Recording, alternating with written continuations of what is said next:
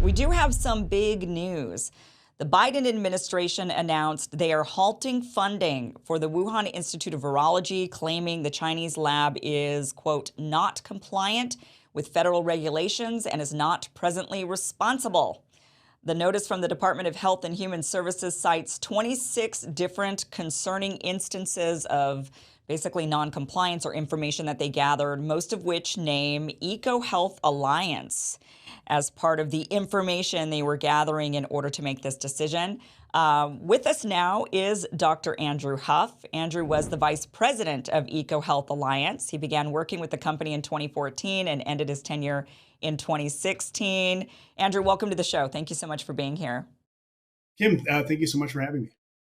Okay, so first of all, let's talk about this ban of funding. So they're saying we're no longer going to give any money to the Wuhan Institute of Virology. And then I want to go over some of the comments you made when the select subcommittee actually tweeted this out. And they said, breaking, HHS Gov moves to cut off U.S. taxpayer funds from the Wuhan Institute of Virology.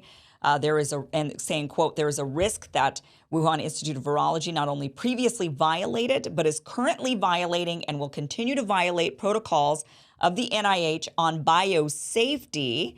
And then you tweeted and said, the ban is only for 10 years. Don't pretend like this is some big victory. The Wuhan Institute of Virology is not the only one to blame here. In fact, the Wuhan Institute of Virology is pretty far down in the hierarchy of responsibility.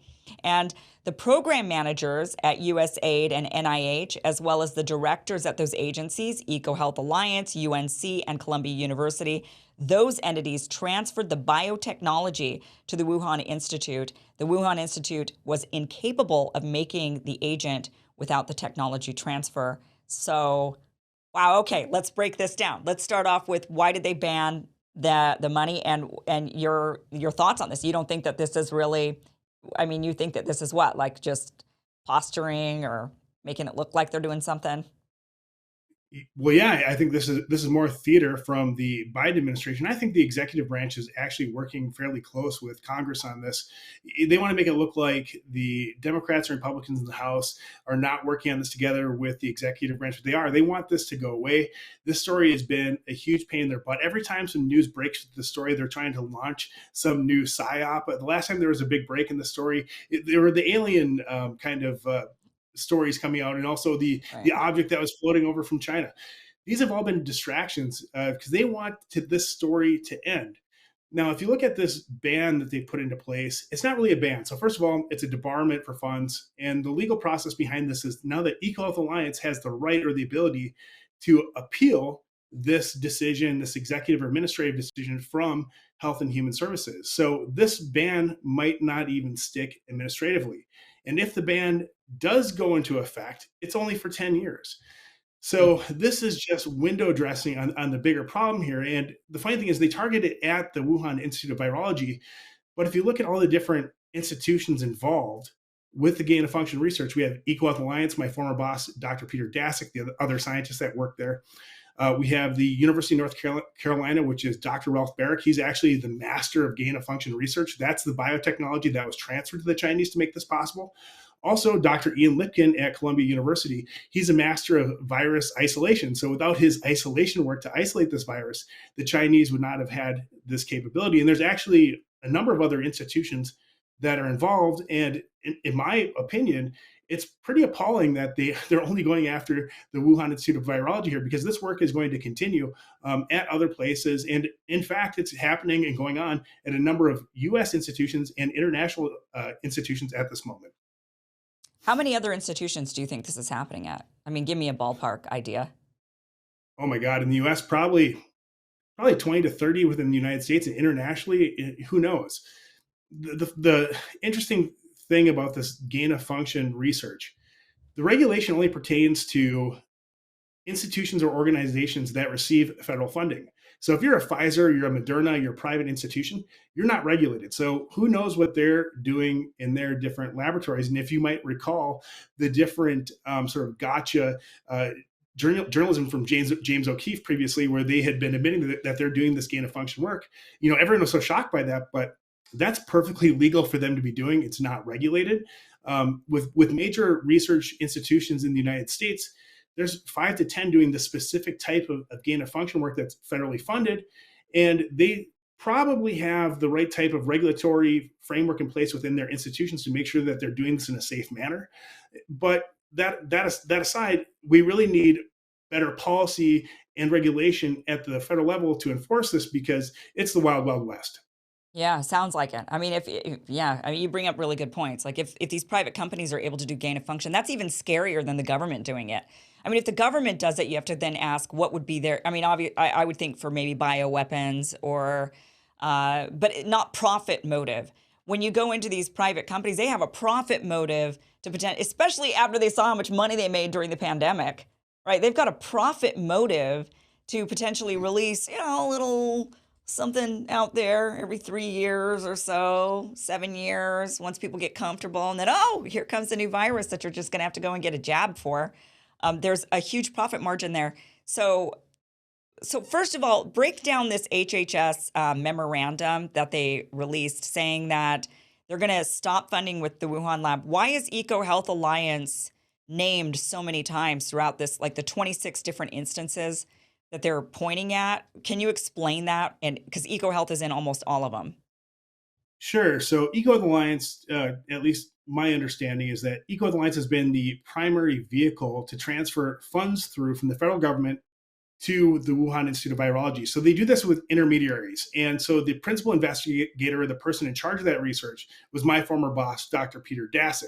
So Okay. he's at EcoHealth Alliance. They give him the funding to do the work. And then what EcoHealth Alliance would do is that they didn't have all the scientists working in-house at EcoHealth Alliance. We had contracts with different research institutions to do the work, and we would embed our scientists with the contract or subcontract scientists to get the work done.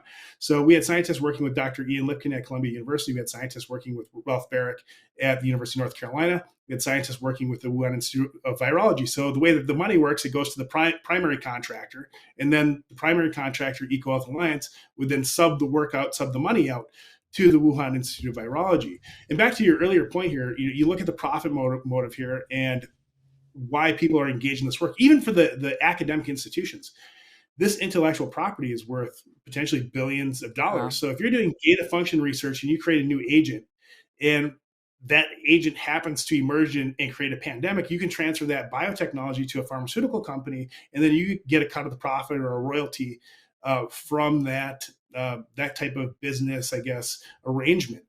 So the business or the potential for profit here, even for the academic institutions, is huge. Yeah. And Mm. this really gets back to the whole premise of gain of function research, and why it's so silly, though, is the idea that humans can predict which infectious diseases will emerge and how they will evolve.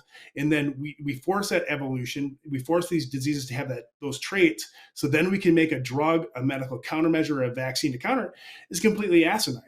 And this is a clear case, at least the emergence of SARS-CoV-2 and the COVID vaccine, is that they engineered and designed the COVID vaccine simultaneously with engineering the agent. And that's how the work is done. And the only way that that type of disease would emerge is if it leaked out of a laboratory or someone intentionally released it. And, look what happened. Millions of people are dead.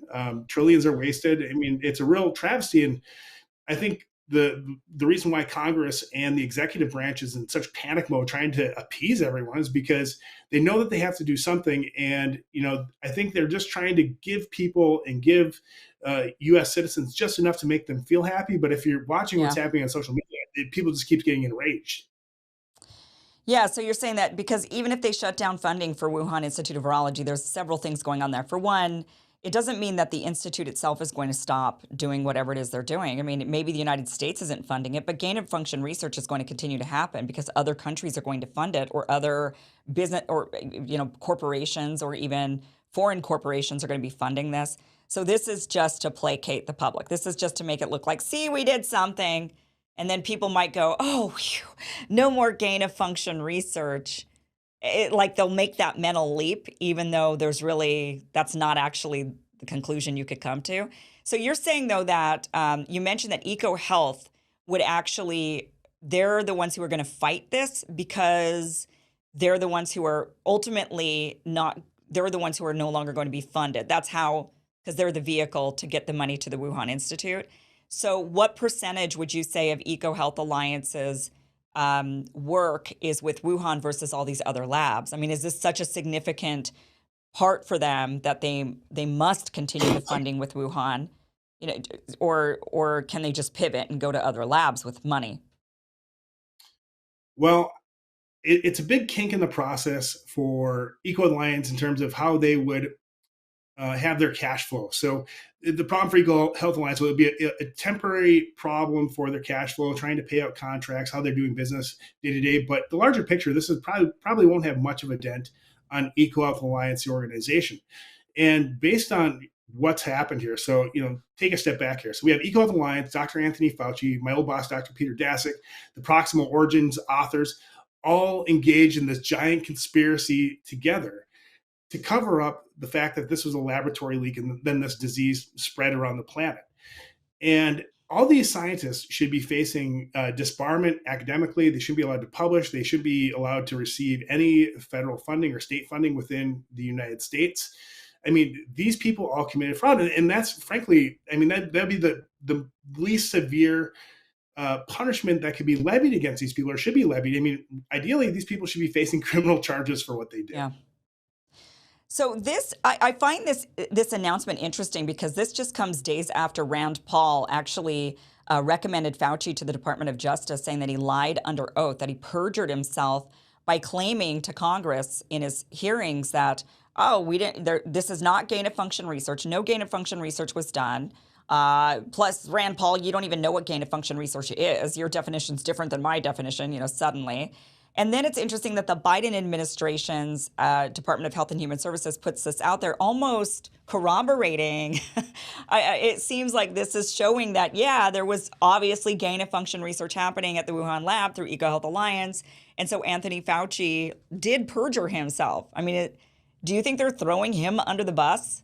And then they're going to be, oh, yes.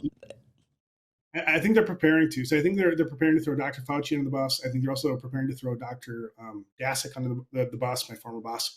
I also believe that they're preparing to throw Dr. Anderson and Dr. Gary under the bus. They're the ones who just testified last week right. about the proximal origin paper and then the communication that happened in the background. And over the past 2 weeks, other interesting things came out. So the person that reported to Dr. Fauci, Dr. Morans, who actually I had dinner with one time, these people were using secret communications, private email accounts, burner phones, all around the same time this proximal origins paper is being conspired with Jeremy Farrar, who's now at the WHO, about how to handle the situation, because if a lab leak came out of Wuhan, this would be catastrophic. And what they mean catastrophic to probably their own careers, not to the world, because I think everybody would have been able to handle what happened. So, with those people testifying last week, the next thing that happens is that the COVID Select Committee releases the private Slack messages from Dr. Anderson, which clearly show that they had all been discussing that this was likely a laboratory leak. They just discussed the characteristics of the agent, and they even discussed, why they have to shift the dialogue from from being a laboratory leak to being a naturally emergence event based on pangolins. So this all comes out in the Slack messages. Somehow reporters Talibi and Schellenberger get their hands on it, and they went on a tweet storm, and they put out a number of great reporting on these Slack channel messages.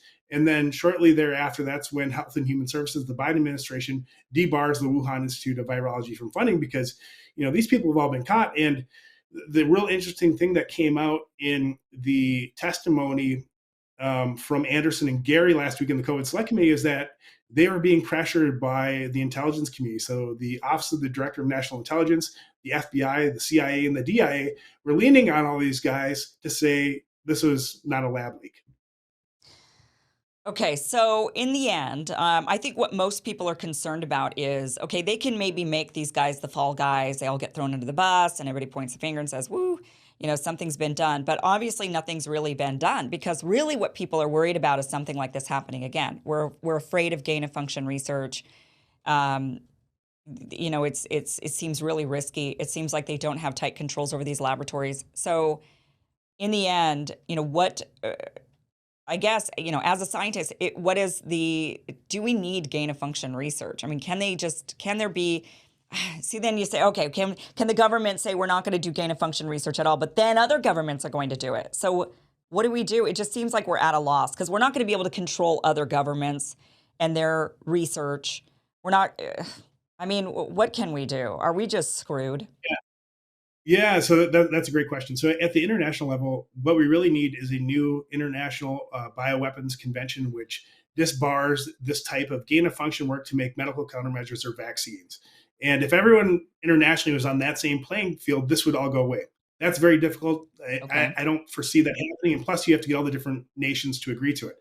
Okay, well, now one step smaller, That's U.S. like asking government. So everybody to denuclearize, right? It's like, yeah, we're all going to denuclearize. Sure, sure. Nobody's doing yeah, it. yeah, exactly. Yeah. Well, okay. So then if you look at Congress, there doesn't seem to be any appetite in Congress because let's face it, both sides of the aisle politically, both Democrats and Republicans, are backed by the pharmaceutical industry, either directly by the pharmaceutical companies or as part of being the military biodefense complex.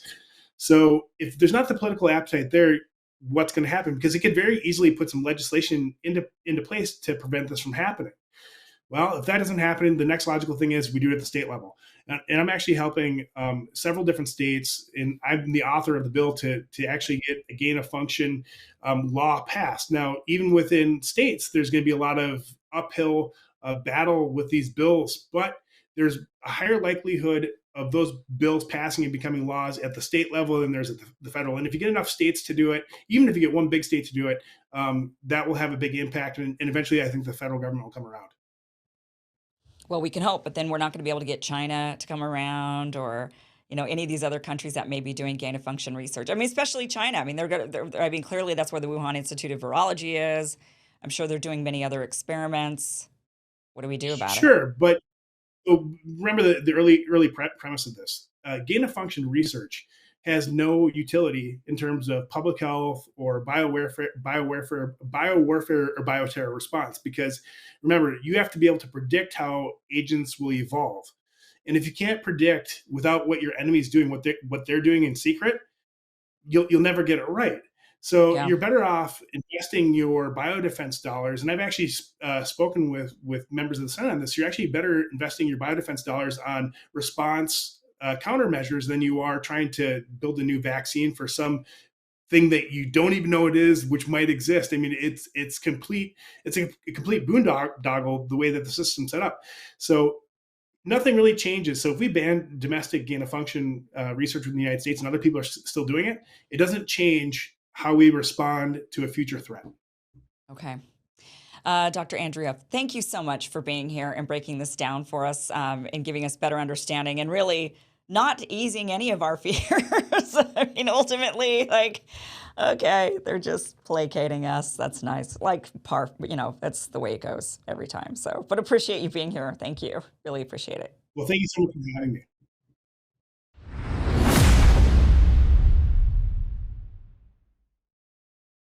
Okay, guys, I have to tell you about these awesome sheets that I've been using from Cozy Earth. Honestly, they are my favorite sheets. I really cannot sleep without them. They are cool to the touch. When you lay down, maybe you're feeling a little hot at night, especially in the summer. It's really hot right now. And these sheets keep you cool. They are extremely soft. They are honestly the best sheets that I've ever put on my bed, and I'm not lying to you. When they sent me the sheets to try out so that I could tell you about them, I thought, oh, okay, how great could sheets be? But these honestly, genuinely are the best sheets that I've ever slept on. So it is just what it is. And if you can, you can also get some of these great sheets at a 40% discount by using the promo code Iversen when you go to CozyEarth.com. You can simply swap out your current sheets for soft, breathable, temperature regulating sheets from Cozy Earth. And if you don't agree that you're sleeping cooler and more comfortably this summer, if you're like, Kim, you're crazy, I don't know what you're talking about, they're actually going to refund you your purchase price plus the shipping, no questions asked. And you'll get 100 nights to try them out. But I'm telling you, you will not return them. These are really awesome sheets. So how can Cozy Earth make such a guarantee? Well, because their bedding is made from viscose from bamboo, so it traps less heat, enabling people to sleep cooler, more comfortably year-round. And again, for a limited time, you can save up to 40% on Cozy Earth. Just go to cozyearth.com and enter Iversen at checkout. 40%. That's a really good discount. They're not cheap. I'm not going to lie to you. These are expensive sheets. I swear to you, they're worth it, especially with that 40% discount. They're still pricey, but they really are worth it. Try them for 100 nights. If you don't like it, send them back. Full refund, no questions asked. Go to cozyearth.com, promo code Iversen.